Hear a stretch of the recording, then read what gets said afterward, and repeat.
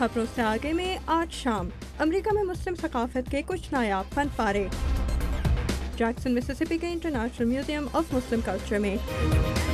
यह है voice of America की पेशकश खबरों से आगे। हेलो एंड अस्सलाम वालेकुम एवरीवन। वॉइस ऑफ अमेरिका के वाशिंगटन स्टूडियोज़ में आप सबको खुश आमदीद। प्रोग्राम खबरों से आगे के साथ मैं हूं आमिना खान। कल हम मुस्लिम अमेरिका में आपको रियासत मिसिसिपी के शहर जैक्सन में वाक़ई international museum of Muslim cultures ले गए थे, जहां मुसलमानों की सकाफत को महफूज किया गया है। इस शो के पहले हिस्से में हमने आपको ये बताया था कि मुस्लिम कल्चर और तारीख़ पर मबनी अमेरिका का ये पहला म्यूज़ियम कब और कैसे वजूद में आया और इसका क्या मकसद है।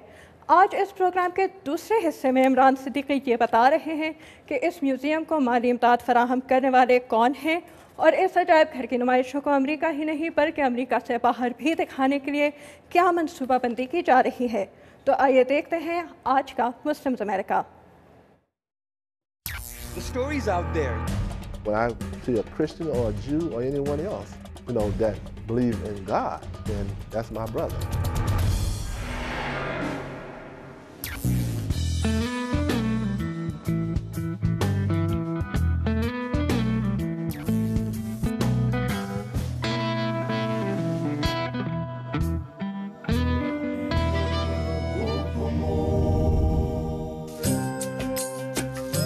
A cool Rashid international museum of Muslim cultures के बानियों में से एक हैं और इदारे की इंतज़ामी सरबराह हैं। अपने अजायब घर के ज़रिए वो मुसलमानों और मजहबी अक़ीदे रखने वाले लोगों को माजी में मुसलमानों की तरफ से हासिल शुदा कामयाबियों के बारे में रोशनास कराना चाहती हैं। लेकिन जिन चैलेंजों का आज के मुसलमान को सामना है उनके बारे में हमने उनसे पूछा। आपको कैसा लगता है जब आप ये देखती हैं कि कुछ मुसलमान ऐसे भी हैं जो दूसरों के हुकूक पामाल कर रहे हैं? It makes you realize that this museum is not just for the general public, non-Muslim. It's an effort to reorient and re-educate Muslims, because हाँ, इस बात से आपको एहसास होगा कि ये अजायब घर सिर्फ आम लोगों और गैर मुस्लिमों के लिए नहीं है, बल्कि इसके ज़रिए मुसलमानों को बाखबर और रोशनास कराया जा सकता है, क्योंकि तारीख़ और सकाफ़त का तसादुम मुख्तलिफ नौइयत के असरात मुरतब करता है जो कि माजी में यहाँ और दुनिया के दीगर इलाक़ों में नमूदार हुए। हमें महसूस होता है कि हमने वो असल ख़यालात और कदरें खो दी हैं। मेरा ऐसे लोगों से साबका पड़ता है जो इन अफराद से मिल चुके होते हैं जिनका अमल कुरान और पैगम्बर इस्लाम सल्लल्लाहु अलैहि वसल्लम की इस्लामी तालीमात से मुख्तलिफ होता है। कभी कभार ये अक़दार सकाफ़त और सकाफ़ती तफरीक के असरात और दूसरी वजूहात के बायस जुदा जुदा दिखाई देती हैं। तो इस एतबार से हम लोगों को कहते हैं कि हम इस फ़र्क का खाका खींच कर बयान कर सकते हैं और हम उन अक़दार की पासदारी के लिए आवाज़ उठा सकते हैं, तस्लीम कर सकते हैं। हम हर चीज़ की पर्दापोशी की कोशिश नहीं करते। इस तरह का अमल हमारे काम को बामानी बनाता है।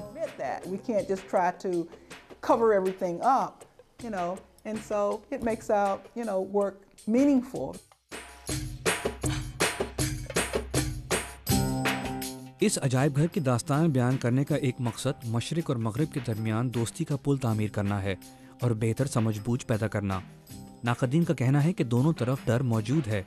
हम किस तरह से इस दूरी को पुर कर सकते हैं? इस्लाम क्या है और इंतहा पसंदी क्या है और दोनों में क्या फ़र्क है? As an American and as a Muslim, or as a Muslim and an American, एक अमरीकी और एक मुसलमान या एक मुसलमान और एक अमरीकी किसी भी तौर पर आपको कैसा लगता है जब आप एक मुसलमान को दूसरों का सर कलम करते हुए देखते हैं या दूसरे लोगों को काफिर कहकर पुकारते हुए देखते हैं? क्योंकि एक मुसलमान की हैसियत से मुझे बचपन ही में बताया गया था कि खुदा सिर्फ मुसलमानों का नहीं पूरी इंसानियत का है। आपको ये बात कैसी लगती है जब मिसाल के तौर पर आप ये देखती हैं कि अलकायदा के लोग किसी का गला काट रहे हों या आप इसी नौयत का बदला लेने वाला रवैया देखती हैं? आप पर इस बात का क्या असर होता है? Well, of course, initially it's horrifying, to see. देखिए, जाहिर है फौरी तौर पर ही आपको ये बात अफसोसनाक लगेगी कि वो लोग जो मुसलमान हैं या जो मुसलमान होने का दावा करते हैं, यानी बरसहा बरस गुजरने के बावजूद वो मजहब के वाज़े पैगाम और उसकी खूबसूरती से बेगाना हो गए हैं। मुझे अपना काम करते हुए एक मिशन की तकमील का एहसास होता है। I'm feeling saddened. I feel more of a mission. क्या ये वही इस्लाम है जिसकी तालीमात के साए तले आप पली बढ़ी? کیا یہی واقعی اسلام ہے؟ Or is that Islam at all? نہیں، یہ کسی طور پر بھی اسلام نہیں۔ پھر یہ کیا ہے؟ جب وہ انتہا پسندی کی بات کرتے ہیں، اس سے مراد اسلامی انتہا پسندی نہیں۔ انتہا پسندی تو انتہا پسندی ہے۔ انتہا پسند ہی ہوتا ہے، بغیر اس تفریق کے کہ وہ کس مذہب کا ماننے والا ہو۔ بالکل، اس لیے اسلامی انتہا پسند کہنا اصطلاح کا غلط استعمال ہے۔ ایسے عناصر محض انتہا پسند ہیں۔ لیکن آپ کے مطابق کیا آپ سمجھتی ہیں کہ وہ اسلام کی درست ہدایات پر عمل پیرا ہیں؟ کیونکہ بہت سے ناقدین کا کہنا ہے کہ یہی دہشت گرد اصل میں حقیقی مسلمان ہیں۔ اسلام، جیسا کہ میں نے پہلے عرض کیا، وہی ہے جس کی تعلیم قرآن دیتا ہے اور جو حضرت محمد صلی اللہ علیہ وآلہ وسلم کے بتائے ہوئے اسوہ حسنہ میں موجود ہے۔ کبھی کبھار وہ قرآن کی آیات کا حوالہ دیتے ہیں اور کہتے ہیں کہ یہ لو، ان باتوں پر دھیان دو۔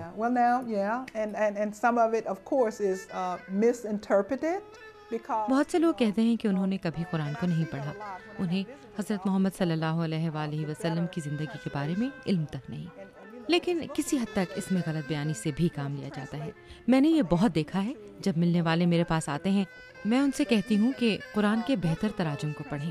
مسلمان کی حیثیت سے ہم کہا کرتے ہیں کہ عربی سے کسی اور زبان میں ترجمہ کرنا بہت ہی مشکل کام ہے، لیکن زیادہ تر تراجم غیر معیاری نوعیت کے ہیں، تو ایسا ہے کہ یہ ایک بڑا مسئلہ ہے۔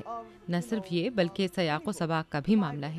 آپ کسی بھی مذہبی کتاب، مثلا انجیل مقدس کو لے لیجئے، آپ کہہ سکتے ہیں کہ دیکھو، اگر آپ تشدد کی بات کرتے ہو اور لڑائی کا حوالہ دیتے ہو تو ایسی باتیں تو وہاں بھی ہیں۔ کئی اعتبار سے حضرت محمد صلی اللہ علیہ وآلہ وسلم اور ان کے ساتھیوں کو زندگی بچانے کی خاطر لڑائی لڑنا پڑی۔ کوئی آدمی قرآن کے کسی حوالے کو سامنے لا سکتا ہے جس میں کوئی خاص قصہ بیان کیا گیا ہو اور اسے سیاق و سباق کے بغیر پیش کر کے پوچھا جائے کہ یہ کیا ہے۔ لیکن اگر وہ لوگ انجیل اور توریت پر نظر ڈالیں اور اسی عہد کی بات کریں جب خدا کے برگزیدہ بندے، مذہبی لوگ، راست باز لوگ مجبور ہوئے کہ اپنی حفاظت کی خاطر لڑائی لڑیں تاکہ اپنے بلند اقدار کی پاسداری کر پائیں، ایسی تعلیمات مخصوص نہیں ہوں گی، لیکن بدقسمتی سے لوگ اس طرح نہیں سوچتے۔ For their, for protection and just to sustain their values and so forth, it wouldn't be any different, but people don't tend to do that, unfortunately. جیسے جیسے میں حقیقت اور فسانے کے درمیان سچائی تلاش کرنے کی جستجو کر رہا ہوں، مجھے کئی باتوں کا علم ہوتا جا رہا ہے۔ کیا آپ سمجھتی ہیں کہ لوگ قرآن پاک کے الفاظ کا غلط مفہوم نکال رہے ہیں کیونکہ لوگ یہ نہیں جانتے کہ الفاظ ماضی میں رونما ہونے والے خاص واقعات سے متعلق ہیں؟ ہم ان تعلیمات سے سیکھ سکتے ہیں اور اپنی زندگیوں پر نافذ کر سکتے ہیں، یوں نہیں کہ بغیر سوچے سمجھے اور فہم و فراست کے بغیر عمل پیرا ہو گئے۔ میرے خیال میں یہ ایک بڑا مسئلہ ہے۔ آپ کو پتہ ہے کہ مسلمان دنیا کو تاریخ اور گزشتہ عہد سے متعلق مزید تعلیم دینے اور آشنا کرنے کی سخت ضرورت ہے۔ تخلیق کے عمل سے مراد ایسی صلاحیت یا طاقت ہے جس کی بدولت کسی چیز کو جنم دیا جائے، جس سے مراد جدت پسندی، اپنے آپ کو اشکار کرنے، بلند تصورات کا ادراک کرنے کی صلاحیت کا حامل ہونا ہے۔ لیکن کیا انسان کی حیثیت سے ہمارے لیے لازم ہے کہ ہم تخلیق کے عمل کا حصہ ہوں؟ عبدالرشید آباء و اجداد سے مسیسپی کے رہنے والے ہیں۔ وہ international museum of Muslim cultures کے شریک بانیوں میں سے ایک ہیں اور ساتھ میں ایک میوزیشین اور مؤذن بھی ہیں۔ آپ کے خیال میں انسان کی دسترس میں تخلیق کاری کا کتنا عمل ہونا چاہیے تاکہ بہتر انسان کے طور پر زندگی کا سلسلہ چلتا رہے؟ یہ وہ صلاحیت ہے جو خالق نے بابا آدم کو ودیت کی تاکہ وہ افضل ٹھہرے۔ میرے خیال میں یہی انسان کے ارتقاء کی دلیل ہے، اور آج اس مخصوص عہد میں ذہن میں وسعت پیدا ہوتی جا رہی ہے۔ It's programs like this that would help the Muslim world see the other face of America.